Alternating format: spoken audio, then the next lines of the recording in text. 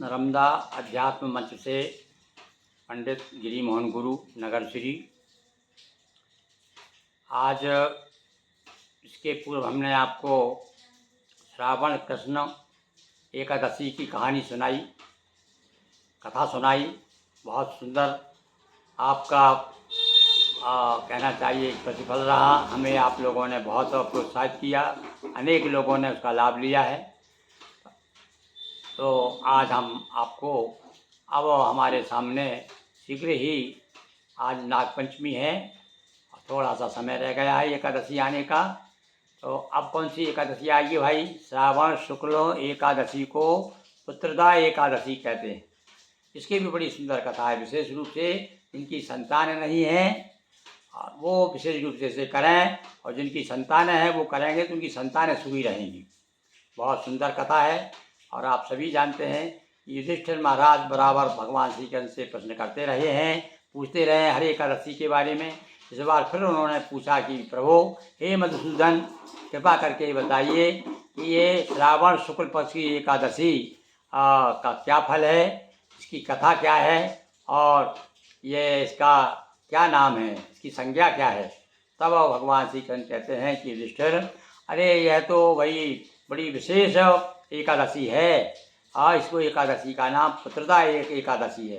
ये पुत्र देने वाली है, संतान देने वाली एकादशी है। चलो इसकी हम आपको कथा सुनाते हैं। बड़ी सुंदर कथा है। भगवान श्री कृष्ण कहते हैं कि हे युधिष्ठिर, हे राजन, एक महेशमती नगर में एक महाजित नाम का राजा था। वह बड़ा ही धार्मिक था। जितने भी धार्मिक कृत्य थे सब करता था। हर तरह से भगवान का प्रति भक्ति में लवलीन रहा करता था। प्रजा भी बहुत सुखी थी और प्रजा भी बहुत चाहती थी, क्योंकि कहा गया है कि जासु राज प्रिय प्रजा दुखारी, सो नर अवस नरक अधिकारी। तो यह बात राजा जानता था। अपनी प्रजा को भी भली भांति खूब सेवा करता था, पर फिर भी कहीं न कहीं एक चिंता उसे सताती रहती थी। क्या चिंता थी भाई? वो है उसके यहाँ पर संतान नहीं थी, यानी वृद्धावस्था शुरू हो गई, यानी वृद्धावस्था आने लगी, फिर भी उसकी संतान नहीं हुई। तब तो बड़ा दुखी हो गया।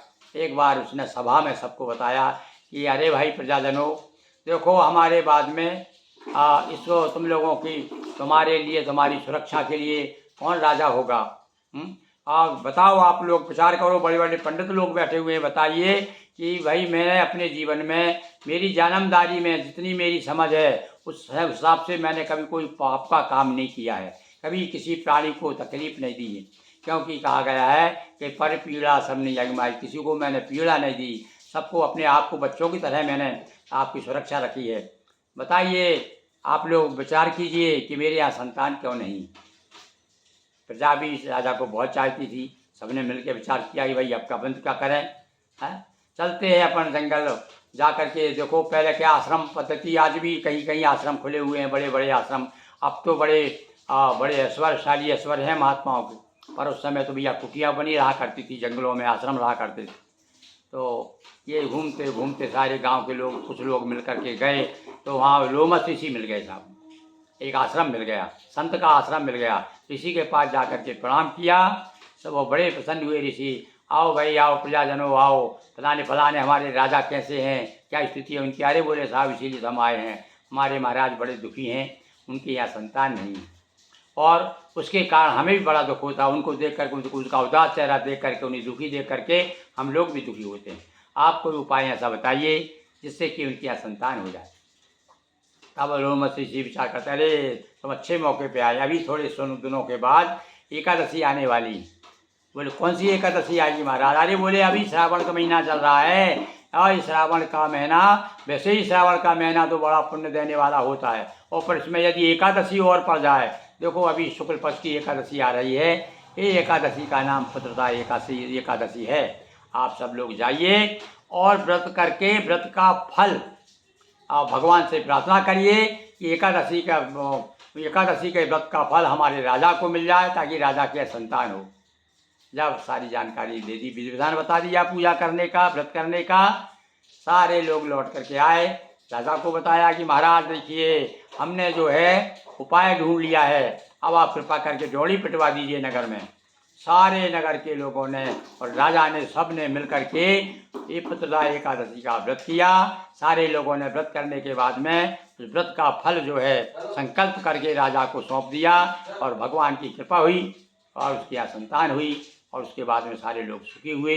तो इस प्रकार से भगवान श्री कृष्ण कहते हैं कि हे राजन, पुत्रदा एकादशी आपको अपनी संतान को सुख देने वाली, निसंतान को संतान देने वाली है।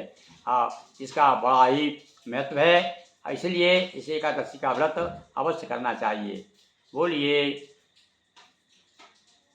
राधा वर कृष्ण चंद्र की जय। हर हर महादेव शंभो।